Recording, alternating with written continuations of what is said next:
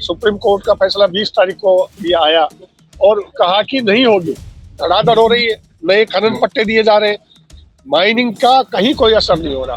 मैं फिर कहता हूँ कि इस तकनीकी युग में जब सैटेलाइट है, आपका ड्रोन है, ये सब है, सब कुछ पता है, उसी दरमियान हमारे कुछ साथियों को पुलिस ने झूठे मुकदमों में गिरफ्तार किया और यहाँ तक कि उनके प्राइवेट पार्ट्स में पेट्रोल डाल के उनकी चीखों को कॉलर ट्यून में डाल के एक भय का वातावरण बनाने की कोशिश की। मुझे गिरफ्तार किया दिसंबर के महीने में, मेरे पीछे हाथ बांध के और नंगा करके परेड करवाई गई ताकि लोगों में दहशत हो और लोग इनके खिलाफ न बोले, खनन कारोबारियों के खिलाफ। ये नहीं था, मैं फिर दोहराना चाहता हूँ, ये नहीं था तो हमने 24%, 25% अरावली खत्म कर दी। अब ये नहीं रहेगा तो स्थिति क्या रहेगी, आप कल्पना कर सकते हैं। मैं ये नहीं कहता अरावली का क्लासिफिकेशन करना कि ये ऊंची है, ये नीची है, इसमें कब होगा, इसके बजाय हमें अरावली की स्थिति को समझना चाहिए। पूरी विश्व की सबसे प्राचीन पर्वत श्रृंखलाओं में से एक है।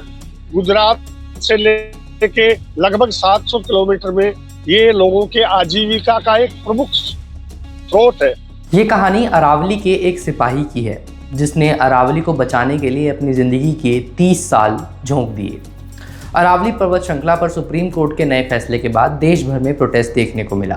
राजस्थान, गुजरात, हरियाणा और दिल्ली, जहां मुख्य तौर पर अरावली की पर्वत श्रृंखला होकर गुजरती है, अलग अलग प्रोटेस्ट की आवाज़ें उठकर सामने आई। सुप्रीम कोर्ट की इस नई डेफिनेशन के मुताबिक 100 मीटर या 100 मीटर से अधिक ऊंचाई वाले पहाड़ों को ही अरावली पर्वत श्रृंखला के तहत प्रोटेक्शन दिया जाएगा।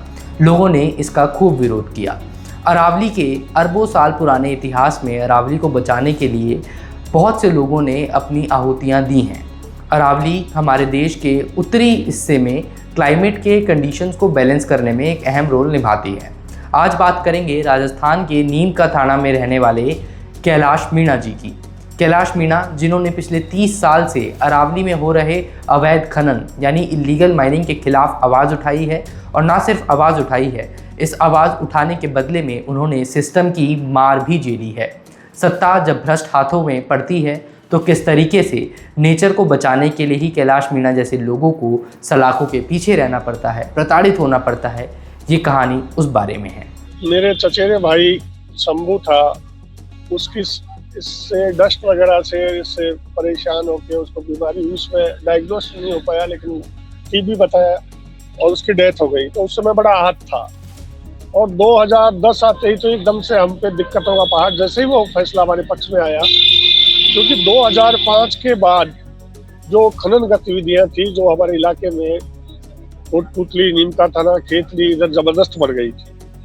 तो मैं खुश था कि मेरे पक्ष में फैसला हुआ, लेकिन उसका कोई असर नहीं हुआ। डाबला गांव है एक, अब ग्रामीण अपने उसको चारागाह को बचाने के लिए और गांव के पास जिस तरह के खनन से दिक्कतें हो रही थी, विस्फोट से उनके घरों तक पत्थर आ रहे थे, धूल उनके घरों में आ रही थी, आंदोलन कर रहे थे।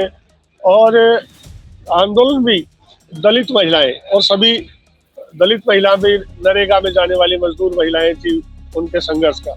वहाँ हमने एक तरीका इजाद किया, अपने पैसे से कैसे लड़ा। हमने 1 रुपया प्रतिदिन और 1 घंटा प्रतिदिन का वहाँ पे नारा दिया कि गांव के लोग अगर 1 रुपया प्रतिदिन और 1 घंटा प्रतिदिन अपना बचाएं तो इसमें संघर्ष में जीता जा सकता है। और वहाँ तमाम प्रशासनिक, उसके लंबा धरना चला, तो धरने के बीच में वहाँ पे जो भी प्रशासनिक अधिकारी आए हमने अपना कानूनी पक्ष पूरा रखा। उस समय तक सरकार जगपाल सिंह, सुप्रीम कोर्ट का फैसला था और राजस्थान हाई कोर्ट के तमाम फैसले थे, नियम कानून की कैसे चारागाह का दुरुपयोग नहीं किया जा सकता, बहाव क्षेत्र का नहीं किया जा सकता।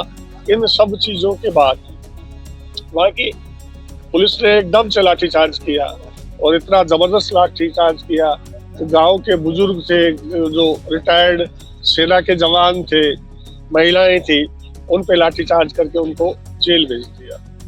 ये अपने आप में बहुत बड़ा था। बहुत पुलिस थाने में उनके साथ निर्ममता से, क्रूरता से व्यवहार किया।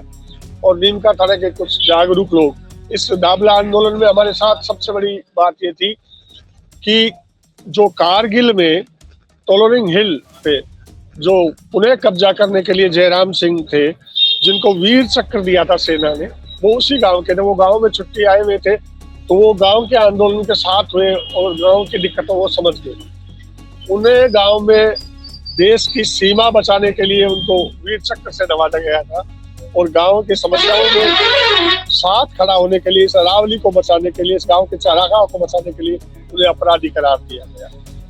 उसी दरमियान हमारे कुछ साथियों को पुलिस ने झूठे मुकदमों में गिरफ्तार किया और यहाँ तक कि उनके प्राइवेट पार्ट्स में पेट्रोल डाल के उनकी चीखों को कॉलर ट्यून में डाल के भय का वातावरण बनाने की कोशिश की। मुझे गिरफ्तार किया।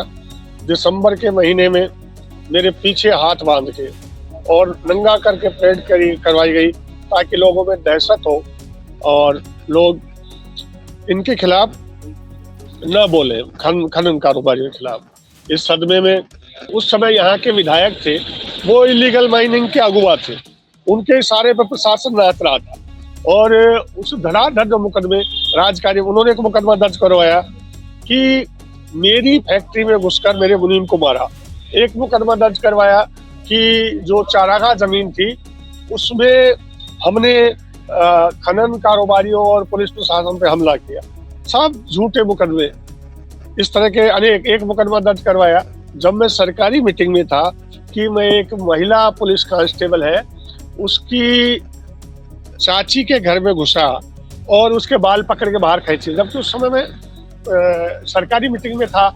इलीगल माइनिंग रोकने के लिए जो मीटिंग हो रही थी उसमें था। यहाँ की दो नदियों, जो एक कासावती नदी है उसको लेके भी, एक यहाँ की सोता नदी है उसको लेके, तो उसका कोई असर नहीं हुआ। एनजीटी के आदेशों का भी सब कुछ यथावत चल रहा है।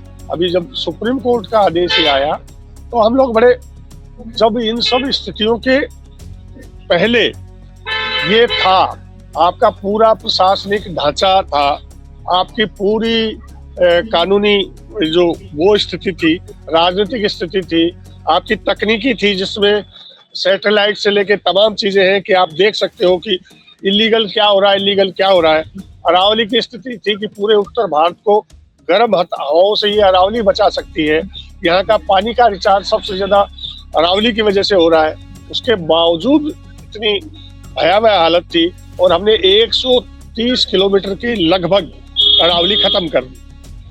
तो अभी सरकार जो कह रही है कि हम इसको बचाएंगे, तो पहले अब तक जो खनन हुआ 25%, 24% के लगभग अरावली का, उसमें कितने लोगों का जीवन प्रभावित हुआ, ये हमको निकालना चाहिए।